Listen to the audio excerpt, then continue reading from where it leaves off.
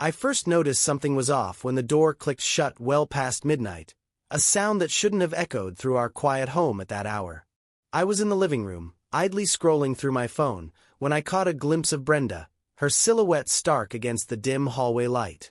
She moved quickly, almost furtively, clutching something beneath her coat. My heart skipped a beat. In that split second, the mundane tranquility of our home shattered, replaced by a prickling unease that I couldn't quite ignore. I watched as she made her way to our bedroom, her pace quickening with a purpose that didn't belong to the Brenda I knew. Unable to quell my curiosity, or perhaps driven by a burgeoning dread, I followed her at a discreet distance. Each step I took echoed in the silence of the hallway, my mind racing with questions I wasn't ready to ask. The possibilities were as endless as they were unsettling. She paused at the threshold of our room, quickly throwing off her coat onto the neatly made bed. The fabric landed in a heap, almost as if it was trying to hide its secret. Without a word, Brenda strode to the adjoining bathroom. I lingered at the door, my breath catching as the bathroom light flickered on and the door clicked shut behind her. In that instant, a wave of anxiety crashed over me, the familiar warmth of our life together suddenly feeling foreign and unreachable. Every detail seemed amplified. The soft rustle of fabric, the distant hum of the shower, the cool night air seeping through the window, carrying a hint of something unidentifiable. I felt as though I were watching a carefully choreographed performance, every move laden with hidden meaning. The sight of her hurried retreat, the way she cradled that secret under her coat, and her immediate dive into the sanctuary of the shower, all of it screamed betrayal, even though I couldn't yet piece together the full picture. Standing there, the silence of our home turned oppressive, and my mind spun with a maelstrom of thoughts. I knew I had to confront what was happening, yet fear held me back, freezing me in place. The realization that something was irreparably wrong had already taken root, and the weight of it was almost too much to bear. As I listened to the steady stream of water, a final thought gripped me, a burning need to uncover the truth, no matter how painful it might be. And in that charged moment, I understood that my world was about to change forever. Before I could shake off the shock of her abrupt disappearance into the steamy refuge of the shower, I felt compelled to act. With trembling hands, I retrieved the coat she had carelessly tossed on the bed. I intended to hang it in the closet, an insignificant chore that suddenly bore the weight of 1,000 unspoken secrets.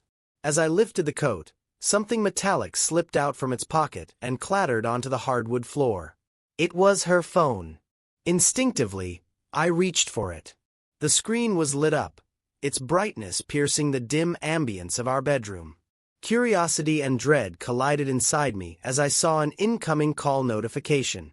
There was no sound. Evidently, Brenda had turned off the ringtone. My pulse hammered in my ears as I hesitated, caught between the impulse to return it and the nagging urge to uncover its secrets. I picked it up and, before I could even say hello, a familiar voice blared through the silence. "Baby, I'm sorry about the dress. I'll get you a new one. Are you home already? Didn't your loser notice anything?" The words hit me like a bolt of lightning. My throat tightened, and a bitter taste filled my mouth as I tried to steady my shaking voice. What was her loser supposed to notice? I managed to ask, my tone a mix of incredulity and quiet fury. The line went dead as Todd, her coworker, the man behind that call, abruptly ended the conversation. I stared at the phone in disbelief, my mind racing with questions that I didn't dare answer yet. Who was this Todd, really? What was the dress he mentioned? And why did he mockingly refer to me as loser? I carefully slid the phone back into the coat pocket, trying to process the enormity of what I'd just overheard. Every fiber of my being screamed to confront her immediately, to demand answers in a confrontation brimming with pain and betrayal. Yet, as I stood there, the gravity of the situation forced me into a paralyzing internal battle. Should I confront Brenda right away or wait, biding my time to gather more evidence? My heart pounded as I paced around the room, every sound magnified. The soft hum of the refrigerator, the distant murmur of the shower, the creaks of the settling house. I felt like I was in a pressure cooker, the tension inside building with every tick of the clock. I remembered how her earlier behavior had felt strangely rehearsed, almost as if she was performing a role. That realization made my skin crawl. The evidence was mounting, each detail. A secretive phone call, the hurried toss of her coat, the cloistered embrace of the shower, forming a tapestry of betrayal I couldn't ignore. I scanned the room, desperately searching for any additional clues that might help me piece together the puzzle of her infidelity. A glimpse of a lipstick smudge on the edge of the bathroom door, a faint residue of unfamiliar cologne on the coat. These subtle hints solidified my growing conviction. I sank onto the edge of the bed, the cool sheets beneath me mocking my inner turmoil. Questions tormented me. Was this an isolated incident, a mistake? Or was it part of a pattern, an ongoing betrayal that had slipped past my watchful eyes?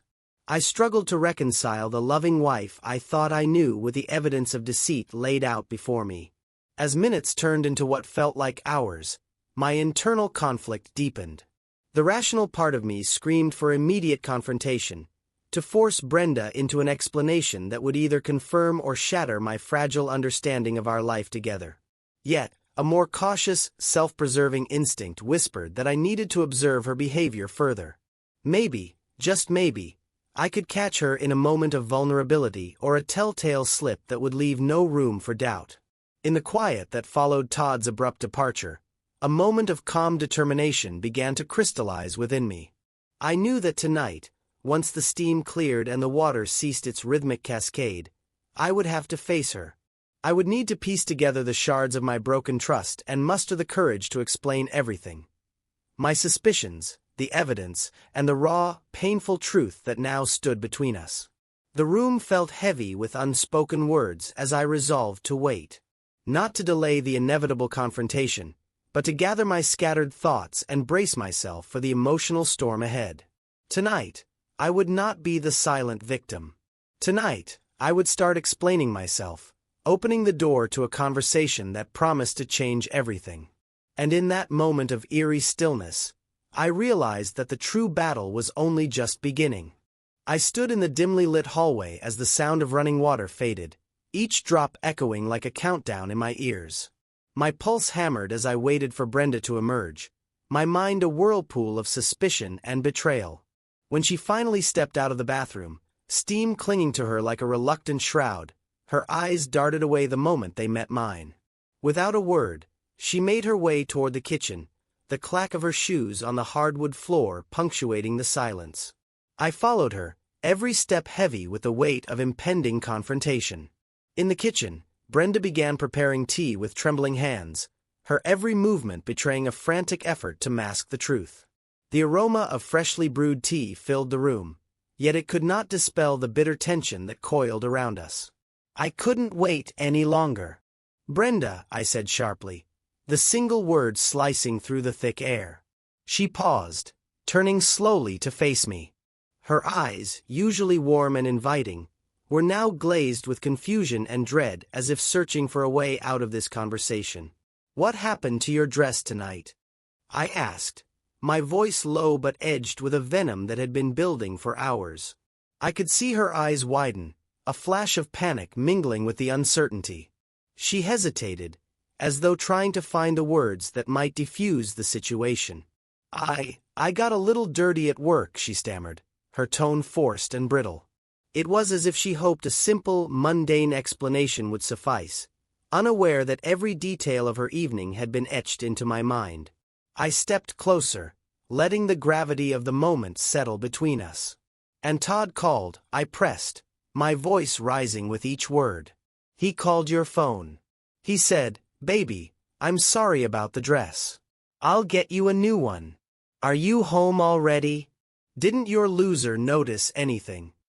At the mention of his name, a shadow of realization flashed across Brenda's face. Her eyes darted to the counter where her phone lay hidden, evidence of my earlier discovery. For a moment, the silence stretched unbearably as she stared at the device, her breath hitching in her throat. Why would he say that?" I demanded, my voice trembling with a mixture of anger and heartbreak. "What kind of dress are we talking about here? And what do you mean by loser?" "Is that what I am now to you?" The words spilled out in a torrent of disbelief and fury. I could see the fear in her eyes intensify, and her hands began to shake as she tried to steady herself against the countertop. She had been caught off guard, clearly unprepared for the raw onslaught of my questions. Brenda's voice came out as a mere whisper, laden with desperation. "It was nothing, Chris. Just a mistake. A one-time thing." Her pleas sounded hollow, as if even she couldn't convince herself that it was trivial. I could see the walls of her carefully constructed facade crumbling in that single moment of vulnerability. "You expect me to believe that?" I retorted, my words cutting through the tension like shattered glass. "A mistake? You've been hiding secret calls, throwing off coats, and now this absurd conversation with Todd? You've been lying to me, Brenda. Every little gesture, every furtive glance. I thought I knew you." My voice cracked as the pain of betrayal surged within me, mingling with the rising anger until it threatened to burst forth in a tidal wave of raw emotion. The kitchen seemed to shrink around us, the light dimming as the emotional storm reached its zenith. Brenda's eyes filled with tears, and for a moment, I saw a flicker of remorse cross her face. But remorse wasn't enough to undo the damage. Every moment of denial and every lie had built up to this point, and now the truth lay bare between us. I never meant for you to find out like this," she stammered, the admission laced with guilt and fear. But her words were too little, too late. I could feel my resolve hardening with every heartbeat. I wasn't the man who would quietly suffer the weight of this deceit any longer. "You always said honesty was everything, Brenda," I said, my voice laden with bitter irony. "Yet here you are, betraying everything we built together for a fling with someone who thinks you're nothing more than a disposable accessory." The accusation hung in the air, every word a blow to the fragile remnants of trust between us. Her eyes shimmered with tears as she tried to muster a defense, but the words died in her throat. There was no justification that could mend the fractures of betrayal, no excuse that could erase the evidence of her actions.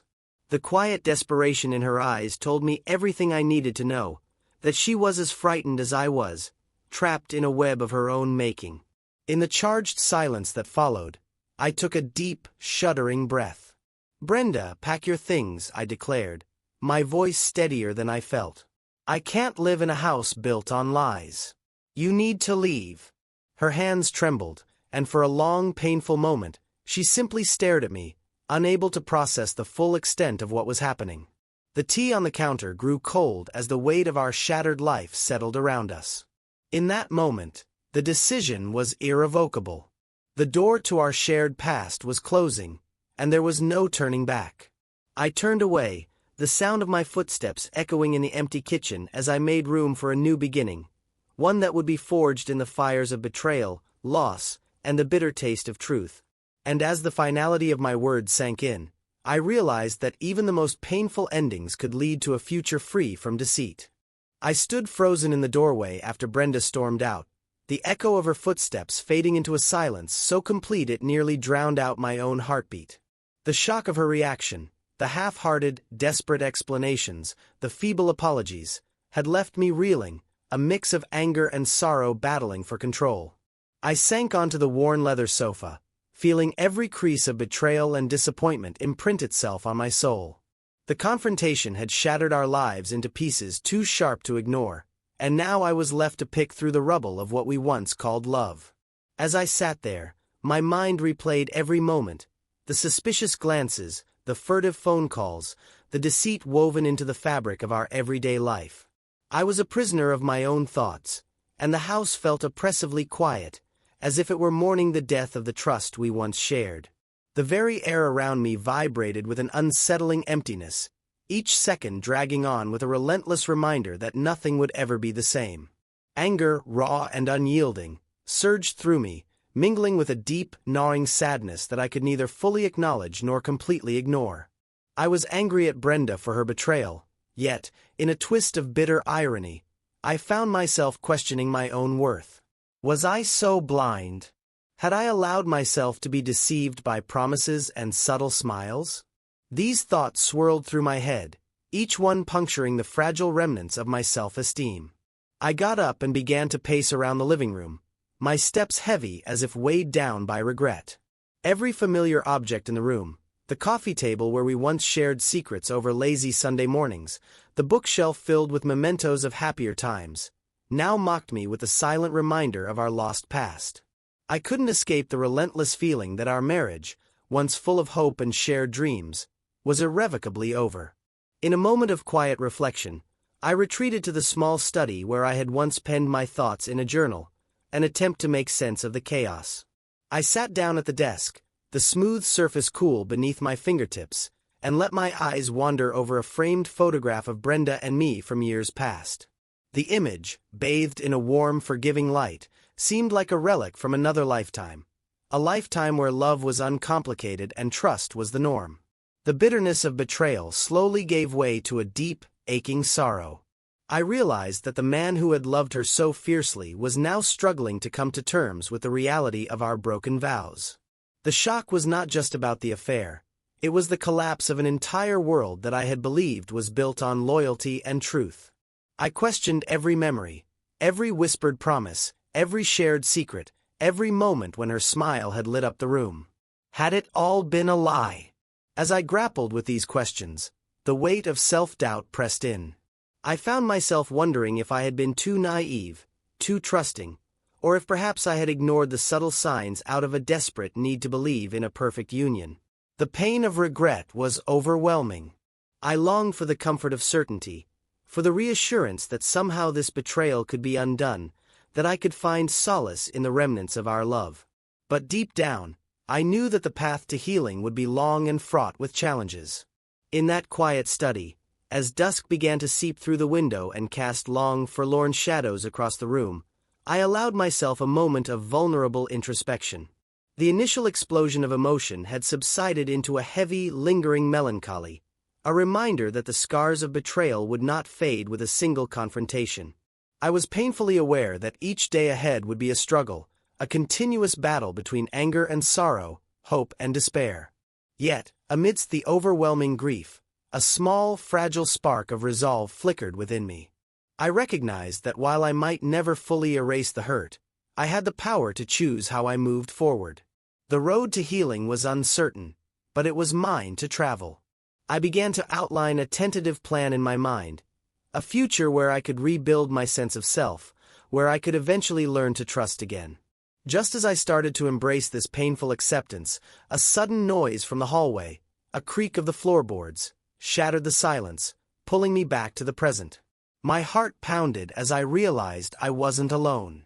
The sound signaled that something or someone was about to disturb the heavy stillness of the night. In that charged moment, as anxiety gripped me anew, I understood that the emotional fallout from this confrontation was far from over. The house, once a sanctuary, now held the promise of further revelations and unexpected turns. And so, with a final, conflicted sigh, I braced myself for what was coming next, knowing that the journey to reclaiming my life would be as unpredictable as it was inevitable. The morning after that fateful night, I woke to a silence so profound it felt as if the entire universe had paused just to watch me begin again. The decision was made. I was filing for divorce. With a heavy heart and a steely resolve, I sat at my desk and initiated the process, a final click sealing the fate of our once shared future. I felt a strange liberation as I also blocked our joint bank accounts, determined that Brenda would not leave me destitute, nor would I be shackled by a past marred by betrayal. In the days that followed, every moment was a battle between grief and determination. I started with the small things, rearranging the furniture in our living room, replacing the dull, impersonal decor with pieces that reflected the person I was before the lies and heartbreak. I painted a vibrant mural on one wall, a cascade of colors that seemed to mirror the tumult of emotions within me. With each brushstroke, I felt the burden of the past lighten just a bit more. My friends began to trickle back into my life. At first, it was awkward, nights spent in muted conversation, memories of happier times resurfacing in bittersweet whispers. But gradually, their presence reminded me that I was not alone in this struggle. We laughed, cried, and even debated the future, each conversation a small step toward reclaiming the identity I'd long forgotten. I met up with Mike for a round of basketball at the local court, a game that reminded me of the carefree spirit I once had. There was a moment during a particularly fierce match when, after a hard-fought win, I caught my reflection in the gym's mirrored wall. For the first time in months, I saw not a broken man, but a fighter, someone ready to rewrite his story. Old hobbies that had once defined me came back into focus, too. I dusted off my guitar, an instrument that had seen better days, and began strumming familiar tunes late into the night. Each chord was a testament to resilience, each melody a reminder that I could still create beauty from the chaos. In these quiet moments, I found a surprising sense of clarity, a realization that the betrayal, as painful as it was, had stripped away the illusions of our past and forced me to face my own neglected dreams.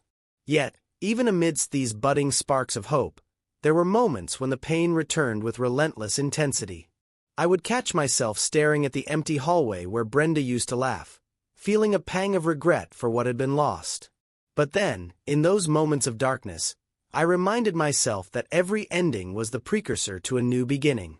I began setting small, tangible goals for the future, renovating the kitchen to reflect my newfound independence, planning weekend trips with friends to distant locales, and even considering a career change, something that would finally allow me to invest in myself fully.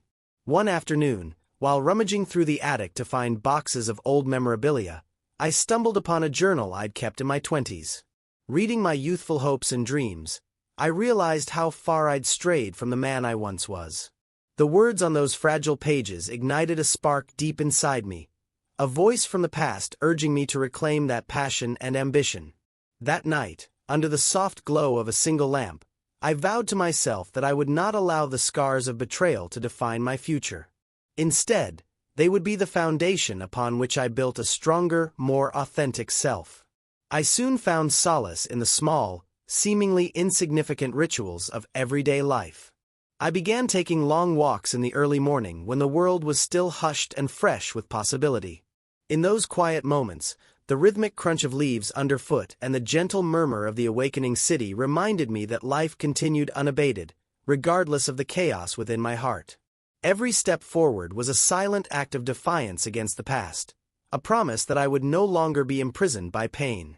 The real turning point came during a dinner with a group of close friends, where the conversation turned to personal reinvention. Amid the clatter of dishes and the warm glow of laughter, I found the courage to share my story, a raw, unfiltered account of betrayal and rebirth. Their support was overwhelming.